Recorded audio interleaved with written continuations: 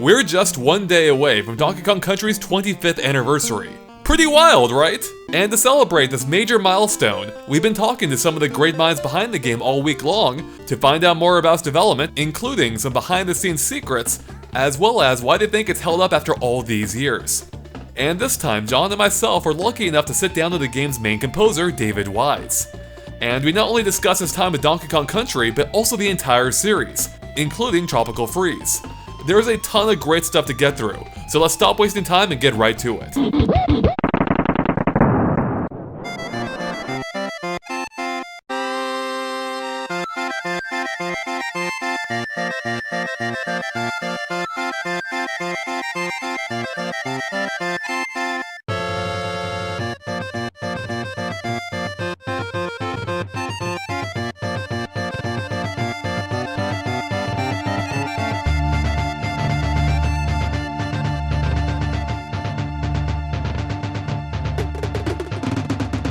So, how are you doing, David?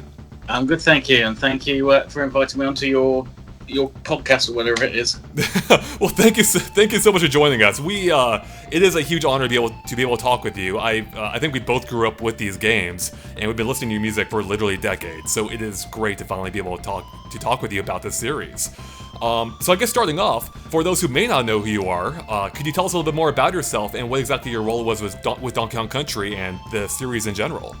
Okay, so I'm David Wise. I write music for video games. I started writing for the Nintendo Entertainment System, the NES, a few years ago now, and then I worked on the Super NES, N64. Recently I've done quite a few games for the Switch, so still very busy. And how did you specifically get involved with Rare and Donkey Kong Country?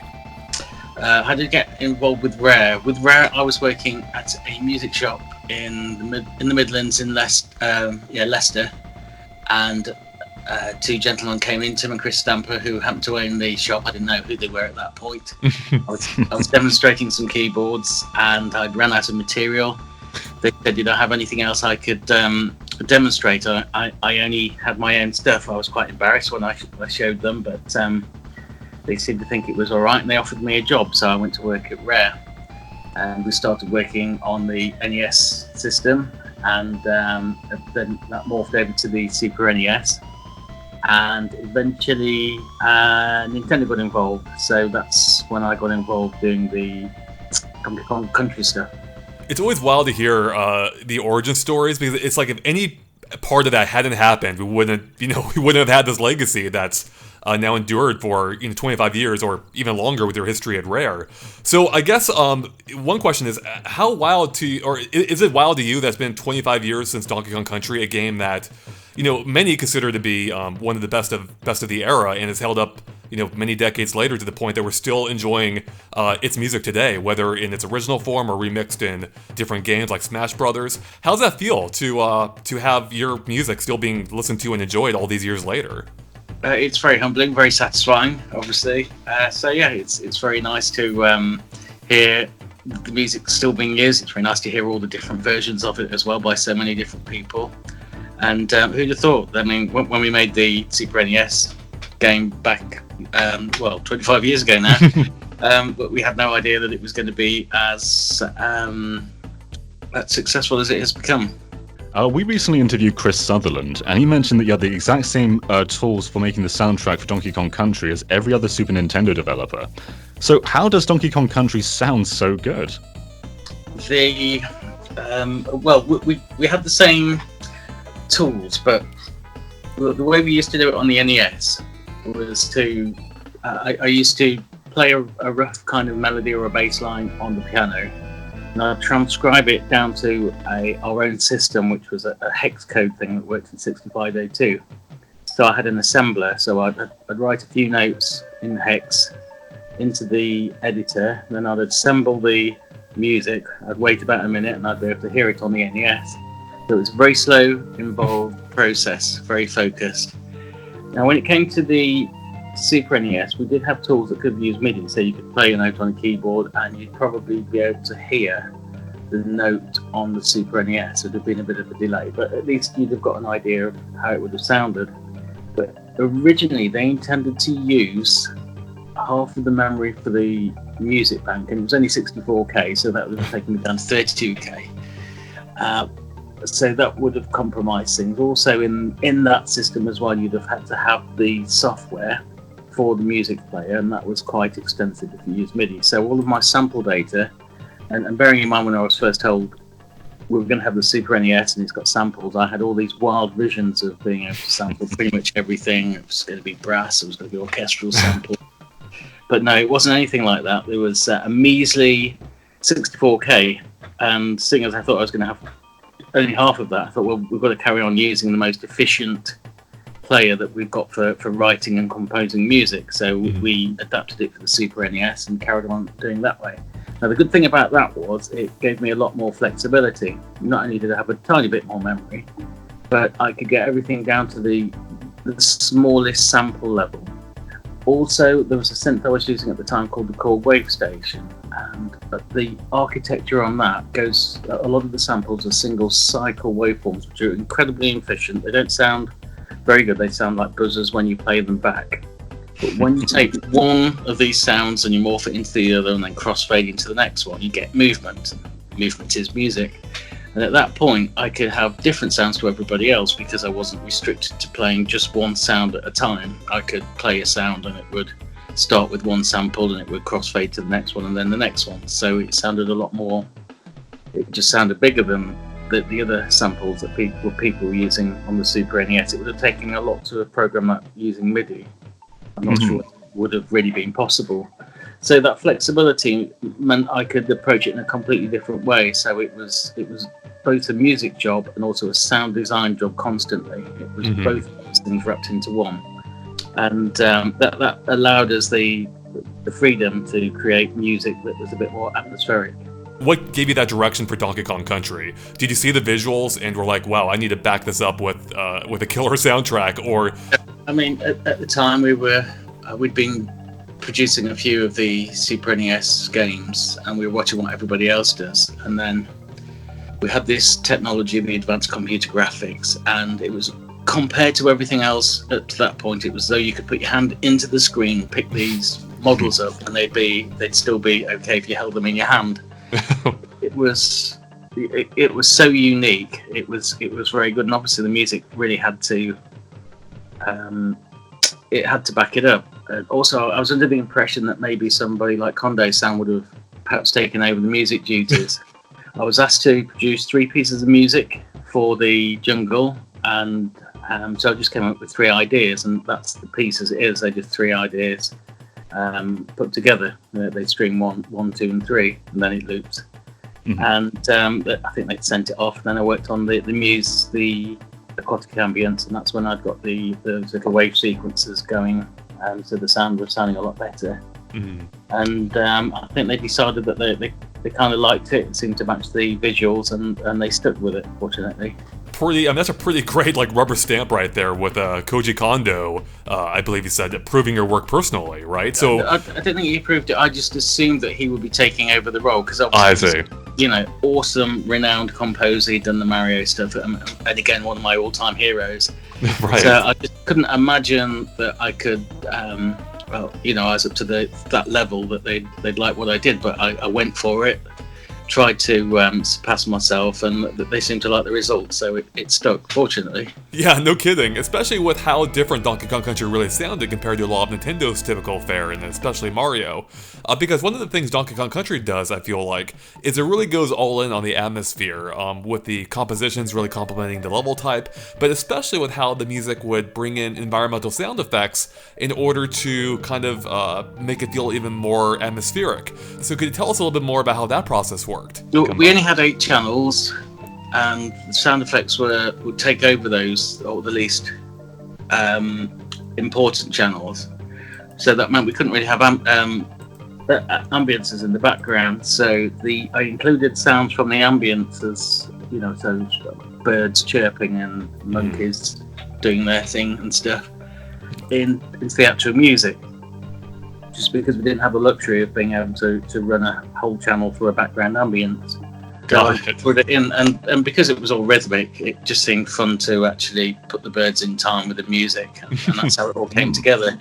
So it was trying to do two jobs. It was trying to do the ambience and the music at the same time. So I was just having fun. Right. Do you think that would have been possible on the Sega Mega Drive? Just to get some console wars in there. Could Donkey Kong Country work on that system? The Sega Mega Drive, I think that had an FM chip, and it also had a few samples as well, as far as I remember. I think we could have probably done something, but I think with having the full sample set there, I think that gave us probably a little more flexibility as far as the sound went. But I'm sure we could have come up with something on the Sega Mega Drive. But by comparison, the Sega Mega Drive was even harder to try and get some decent sounds on. I don't think we could have done the same thing. Mm-hmm. No, in fact, thinking about it, no, it was a totally different architecture. It would have been hard work to get the same sort of thing using the Sega Mega Drive.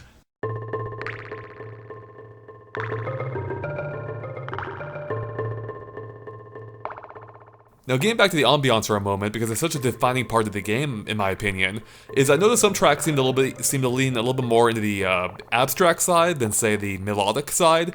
I'm thinking specifically of the mines area, which just sounds really creepy and disconcerting. And I was wondering how you balance that, whether, when to bring in a melody and when to go more abstract. I mean, to be honest, we come from a background of doing more musical things, strong on melody, and it was Tim Stamper who pushed that idea forward. A very good idea to actually incorporate more of a abstract sound effect driven piece of music. And so we sampled drips and stuff and put it together in a piece of music. So really that was driven by Tim, that was his idea. And it completely worked. It really works and set the ambience. Yeah, it totally does. So how did the music creation process actually work for you in this game? Did they give you any kind of preview, renders of how the levels may end up looking, or provide any kind of direction for what they're looking for? Or did they just let you go bananas? Well, I think it was both of those. They showed me the levels whilst they were working on them, and Tim called me and said, look, we're working on this is the background, and you get very excited because nobody else was doing anything like it. It looked amazing. Right. I'd go away. I worked in the converted chicken sheds, which were at one corner of the site where Rare was, and I didn't have any windows. I just had a skylight, and so I'd lock myself away and just, as you say, go bananas, just beaver away in the day, trying to come up with something that I thought that might work. But we only had a year to do it. It was very intense, very focused. Yeah, I believe it. Is that why, I believe in the first Donkey Kong Country, you were one of 3 composers of the game, and I think you composed most of the music, but there were, several other tracks by others. How did that process work? How did you guys delegate who handled what track, and were there any tracks you wanted to do that you just didn't have time to? Oh yeah, there were loads. I mean, they literally had to pull me away from the keyboard. So Robin, he'd done a track for Killer Instinct that wasn't being used for the final Killer Instinct game, but it's a great tune, and that's the one we used for Funky Kong. So Robin got all the files from Killer Instinct. He gave me some of the samples, and I went away and programmed and arranged that tune straight onto the SNES. And oh wow! At the same time, I was showing Evelyn how the Super NES worked. So I worked close with Evelyn. So we could use the same sample set because we couldn't afford to have a different sample set. We just didn't have the memory, and she did a great job of doing the tunes that she was working on. So that's how it worked. But because I'd done a lot more programming and that kind of stuff, and I was far more used to the system, so I was able to pretty much drive the development of the music system there. Right. So as one who's not much of a creative type myself, and definitely not an artist, I'm always, amazed by the creations that musicians in particular can come up with. I don't understand how they can, think up these amazing compositions. So I was wondering what your exact process is like. Do you just sit down at a keyboard and see what comes out, or do you go into some kind of plan and evolve it from there? I guess what's your process like? Matching the visuals, I suppose it's more like writing music for a holiday program, because writing music's a bit of an escape anyway. And when you see the visuals, you think, well, it's like cooking, I suppose. It's all these ingredients, so if you're working on a desert level, you might think there was a bit of Middle Eastern influence there, so you'd probably get the Middle Eastern percussion and a few of the instruments. But there's many deserts around the world. There's some in America, so the dobro is often used as well for those kind of desert scapes. So you might start getting a bit of guitar in there, Right. and then things like flute. So it's just putting all these things in there, but then you want it to be ethereal at that point, so you'd start putting in a few ethereal sounds, but then you need a bit of movement, so you start putting a bit of distortion on there, getting a filter on there, and then putting a rhythmic filter on there to give it that kind of mysterious thing. But that's just one of I don't know, an endless list of options. So it's just looking at the level, being inspired. Normally, as soon as I see a level, I get instant ideas about what I'd like to include, which is great. And then I go just have fun and try and come up with something that I like. Nice. Now, whilst you're developing, you're playing that tune over and over and over again. So even if you've only got the vaguest vague ideas playing, by the time you've listened to it 5,000 times, you can't help but start humming tunes over this arrangement that you're putting together. And that's where the tunes come from. It's just from, if I was going to put a tune there, and then when you put the tune in, then you start listening back to that many thousands of times, well, probably several hundred times. Mm-hmm. And it becomes obvious where it's not flowing well, so you think, I'm going to chip away at that bit. And it's just this balancing act of slightly different notes or different timings, and then when it feels fluid, when it's running like water, that's normally the bit where I think, I'm quite happy with that. I could listen to that for maybe half an hour or 40 minutes without going absolutely bonkers. And I'm happy at that point.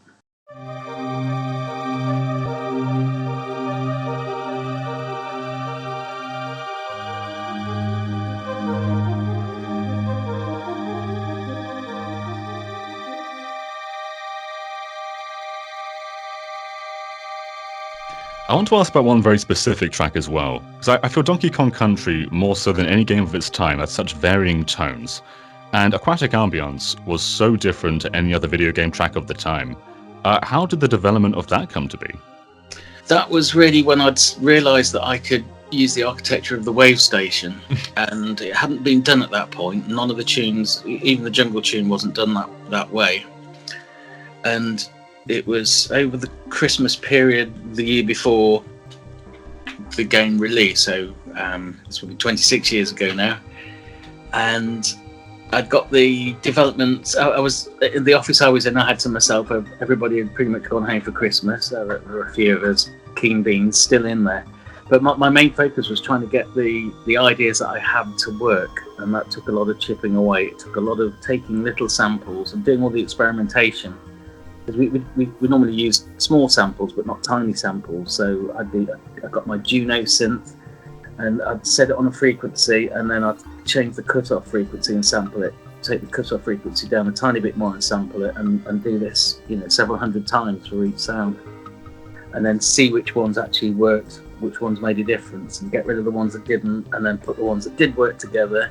And I'd do all these test routines to make sure it worked. And it was the aquatic ambient, so I needed the string sound as well, and I had to get the smallest of small string sounds. So that's my Juno on a string sound. I'd taken the chorus off, but because it's such a small sample, it gets that kind of chorusing effect when you start putting more channels together. And then I'd start adding all the other channels, and you can hear on the bass line it's just stepping through different waves. It's a really simple version at that point, but that was the first one that worked. And I was so excited about it working and it sounding quite different to everything else. I just stayed with it for 5 weeks. I thought, it's going to work, and then presented it and said, well, this is what I've got for the aquatic area, or the water level, as I still call it. Did that take longer to develop than any other track in the game? Just because it was the first one that used that kind of architecture. So just to prove that the idea worked. And as soon as it did, then it was... instead of taking 5 weeks over a tune, it became 2 or 3 weeks. But it was still a long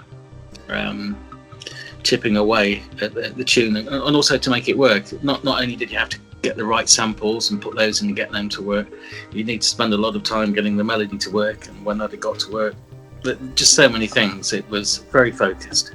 So one of the other more famous tracks in the game, I mean, well, they're all famous, I feel like, but one of the ones that appears more often is Jungle Hijinks. I believe you mentioned earlier that it basically consists of 3 different tracks. Was that right? Or Yeah, I was listening to lots of tunes that are reminiscent of jungle flavors or tropical islands and that kind of stuff. And so I'm using all of these influences and putting them together, trying to get a flavor of, because I didn't know what they wanted, so I was trying anything really at that point just to see what might stick. And in the end, everything stuck. Yeah, saying it's stuck, I think, is a bit of an understatement. So when you were making that track, did you expect it to become basically the main theme of the series? I didn't at the time, and clearly not for the second one, because I was very influenced by Russian classical composers like Tchaikovsky, Prokofiev, and the other people like that, which is why I didn't use it for the second one. So I had no idea. It really wasn't until several years after development, because you have to go back to when we were doing this development. We didn't have the internet. It was very closed off. It was very basic computer systems, although they were very high tech at the time. So we didn't have access to the outside world. So it was, probably 8 or 9 years after writing those tunes that I realised how successful they'd become. So when Donkey Kong Country Returns was revealed, it was done so with that jungle theme. I remember the stage was just blank for a moment, and we heard that theme start playing. So it just goes to show how famous that became over the years. Yes, absolutely. I'm not complaining. I'm pleased with it. Now, earlier you mentioned when you first started, you were maybe expecting or hoping perhaps for full orchestral control, and obviously you didn't, but you got really close to that sound. But one question is, if Nintendo or anyone were to revisit the game, if it were to be remade these days, is there anything you would want to adjust or fix or update about the original game? I'm sure at the time there are many things that I wanted to do, but it's so long ago now, and I can't revisit it. I've had many requests for people who've asked me if I wanted to do using that same sound chip or using the Sega Mega Drive sound chip. It just fills me with horror. I am quite happy that I've explored every single avenue of both of those sound chips, and I have no desire to revisit the genre or to do another one because it's been done. I'm quite happy with what I achieved at the time. And I'm sure there is no bite unturned from either of those 2 sound chips that I need to go and revisit that. Sure.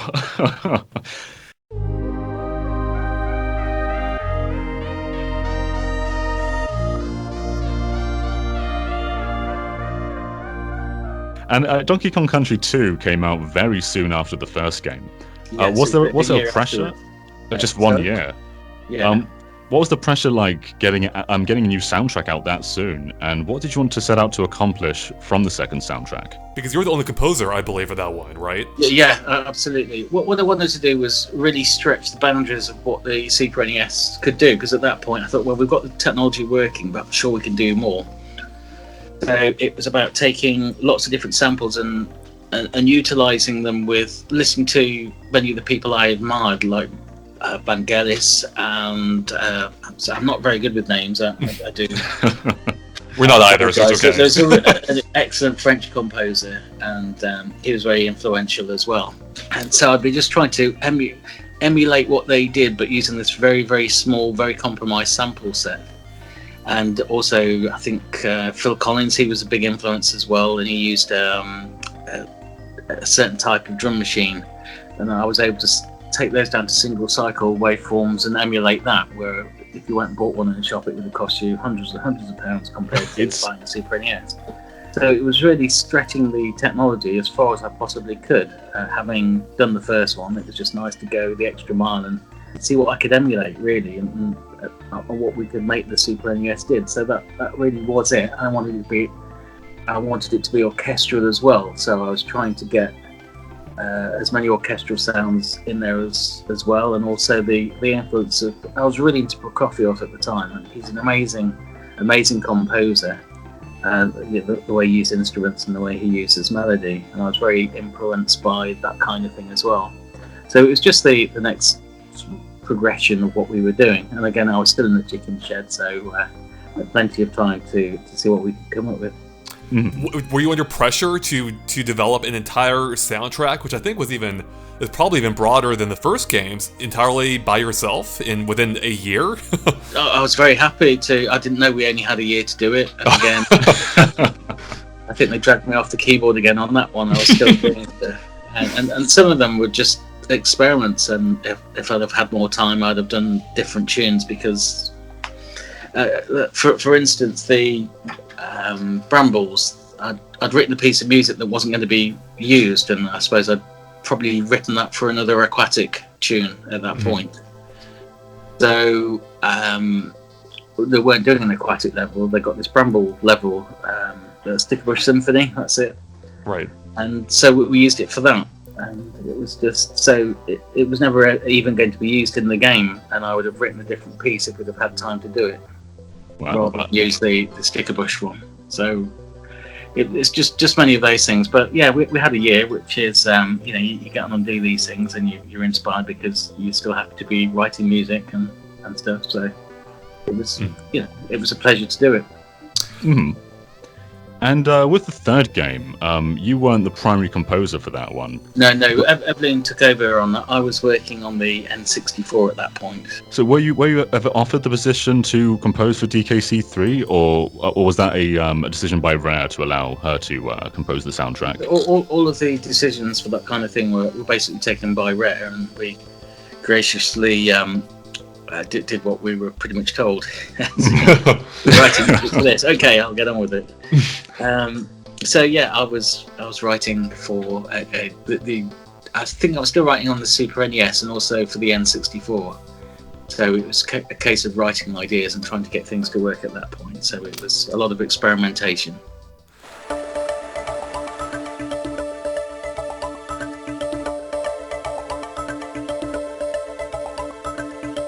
Even though you didn't design the music or wrote most of the music for Donkey Kong Country 3, you did end up, I believe, producing the entire soundtrack for the Game Boy Advance version. So I was wondering if you could tell us a little bit more how that came about, because at the time, a lot of the Game Boy Advance ports from Super Nintendo were just reusing the same music from Super NES, but changed in a way to work with the hardware. So how come for DKC3 you decided to revisit the tracks and completely redevelop them?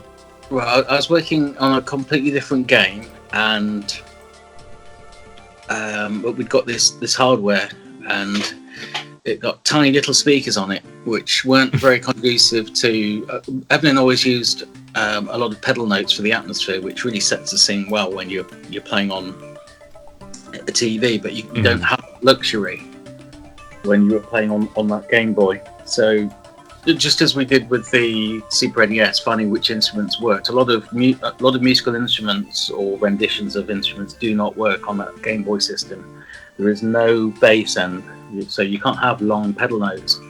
And I did spend about 2 or 3 weeks intensely trying to get Evelyn's tunes to work, but with the low end missing, you just can't create them convincingly. You can't do them justice. Right. So I thought it would be easier, and I think we had about 6 to 8 weeks to do the whole soundtrack. Jeez. So I just thought it's going to be easier just to do a whole new soundtrack that works with these speakers, and that's why it's different. So it wasn't the ideal choice; it was a solution to a problem. That's wild, and you pulled that off in just a handful of weeks. That's wild to me. I think we had 6 weeks to do it. I think, knowing the way Rare stretched things out, we probably managed 8 or 10 weeks. I don't even think it went to 3 months. It was less than that. A race to the finish line there of getting something that worked on the Game Boy, and there was a lot of experimentation as well involved in that period of time, just to see which instruments worked. And anything with a lot of high end like bells didn't work very well, and anything with like low pedal notes wouldn't have worked. So that's why there's a lot of piano and a lot of guitar in it. I see. Well, a big thing with Donkey Kong Country with its characters is they actually use instruments themselves. Like in the startup screen to DKC1, you have Cranky with his phonograph, then Donkey Kong comes in with a boombox, and in DKC2, Dixie has a guitar. Yes. Do you think, like, were those in place before you composed the game, or did they come from, like, influence from your soundtrack? No, they were really influenced by the graphics. This is what we're doing. So it was a case of, okay, I can see where the direction is going, so I will use instruments that hopefully suggest that it's a boombox or a guitar. So it was the other way around, really. It wasn't my push. I was reacting to the graphics I was given.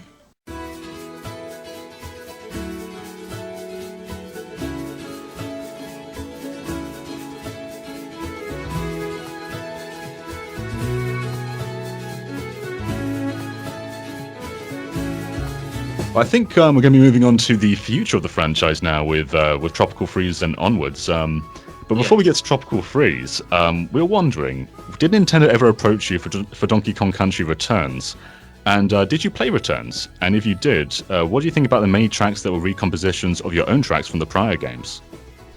First of all, I think I left Rare at about the same time Returns was being brought out. Mm-hmm. So I was in touch with Nintendo from the day I left Rare, and but I was far too late to work on that particular game, which is fine. And I think they did a wonderful job of the remixes that they used, or using the same arrangements.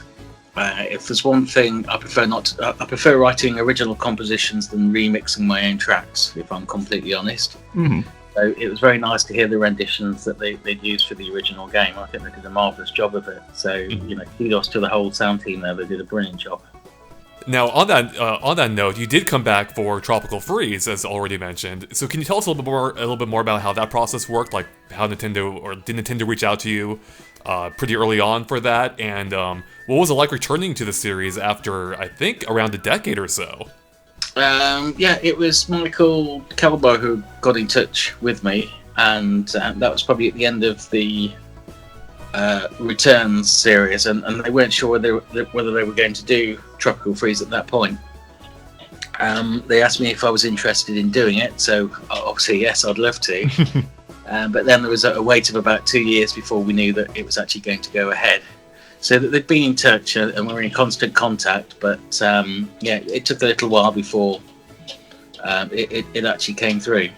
And Tropical Freeze must have been a massive undertaking, because the soundtrack's absolutely massive. How long did it take to develop that soundtrack? I think it was a 2-year period, or maybe just over 2 years.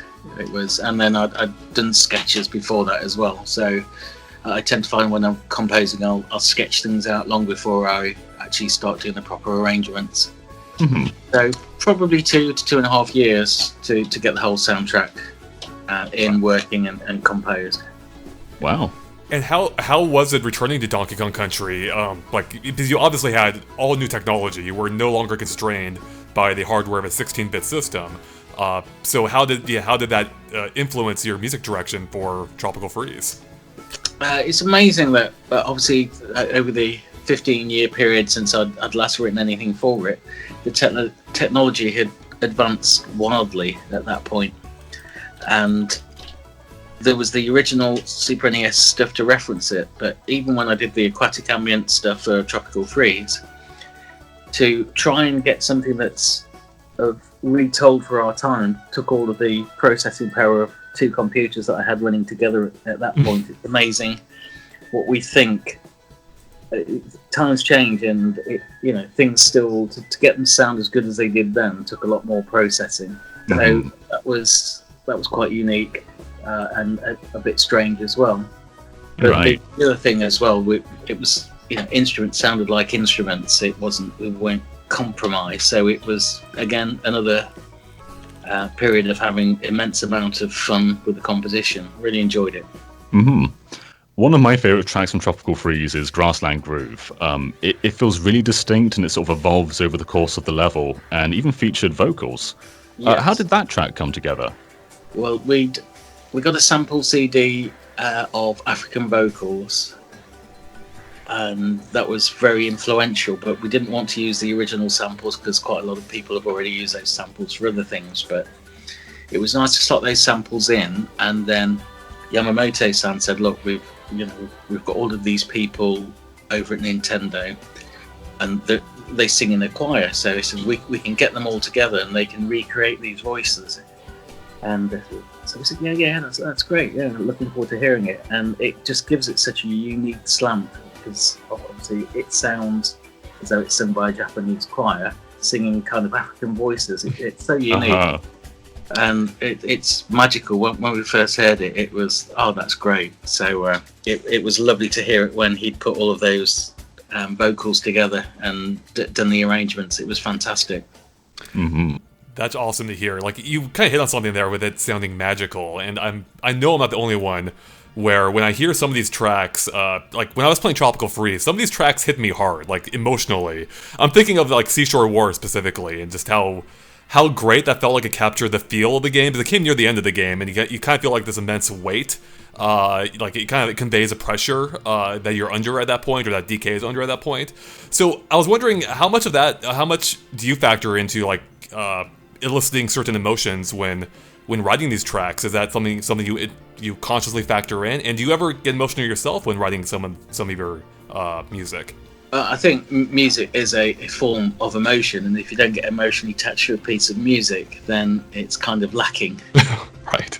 So if I go to see a film, I want to be emotionally attached to the story I'm being told. If I'm writing a piece of music, I want to tell a story and for it to have an emotional impact both on me and hopefully on the listener as well. It's meant to evoke an emotion or a feeling. So if it's doing that, then I think it's doing its job properly. But it wouldn't be as rewarding if it was just a piece of music. It needs to do something. It needs to have a purpose. It needs, even if it's quite abstract or remote or doesn't relate really to what's going on the screen, that there has to be something that you get out of it as a composer that means something to you personally. And I guess this isn't specific to Tropical Freeze, more the series at large. But were there any tracks that were finished that were cut from the final game? I think it was probably the opposite. I can remember we were a bit short of a few tracks and we needed a bit more time. But to get to that quality, you have to throw a lot of time at it, and I didn't quite have enough time. So fortunately, Pete Nielsen helped out, and also the Yamamoto-san and his Nintendo team as well. So I think they helped with some of the boss levels. So we were able to bring it home on time. So, but without, we'd probably still be writing now. Well, on that note, I have to ask: would you be open to coming back for another Donkey Kong game? Well, if they ask me, but I've heard nothing at this stage. Ah, shucks! I was really hoping Nintendo might surprise us with a shadow drop of a brand new Donkey Kong game on the 25th anniversary. That would be lovely. But of course, you've done a lot more games than just DKC over the years. Yes. Has your process changed? Between like Tropical Freeze and Yooka-Laylee, do you think there's been a difference in your composition styles? I think I adapt it to whichever game I'm working on. Yooka-Laylee was obviously featuring the instrument, the ukulele, and I think with that game, and especially the Impossible Lair, I think a lot of the instrumentation is actually ukulele. But I've used it in as many imaginative ways as I possibly can. So either with distortion or putting some wild impulse responses onto the samples to try and make them sound different, or using different EQs, or using the actual instrument as percussion, actually tapping it and hitting it with sticks and that kind of stuff. So yeah, it's different, but obviously the way I approach composition is to look at the level, see what needs doing, try and get a tempo that works, and then start adding instruments into the cooking pot to see what works and what sticks and where we take it. We're going to bring Grant Kirkhope into this because he's the first Western composer for Super Smash Bros. Yes. There are some of your tracks in Smash Bros, but not composed by you. No. How do you feel about that? Well, it would have been great to ask. I think with Grant, he had David Ace. He was really instrumental in insisting that Grant composed for the series, which I think is exactly the right thing to do. So it was nice to hear Grant's tune in there, and it was also even better to know that Grant had actually composed it. Unfortunately, I didn't have that luxury, but I think the stuff that they do, and again with hearing remixes that other people have done, it's just very rewarding to hear it. But yeah, I would have liked to have, but no one asked. Uh-huh. Well, I'm sure there'll be more Smash Brothers games, so hopefully they'll get you in on one of these, because I would love to hear your take on some of those classics again in Smash. So There's still potential. Yeah, absolutely. But it's nice that, even after all these years, that they're still using them and they're still relevant for both me and Grant. Absolutely, yeah. No, your music has stood the test of time, which is a testament to how good it was and is to this day.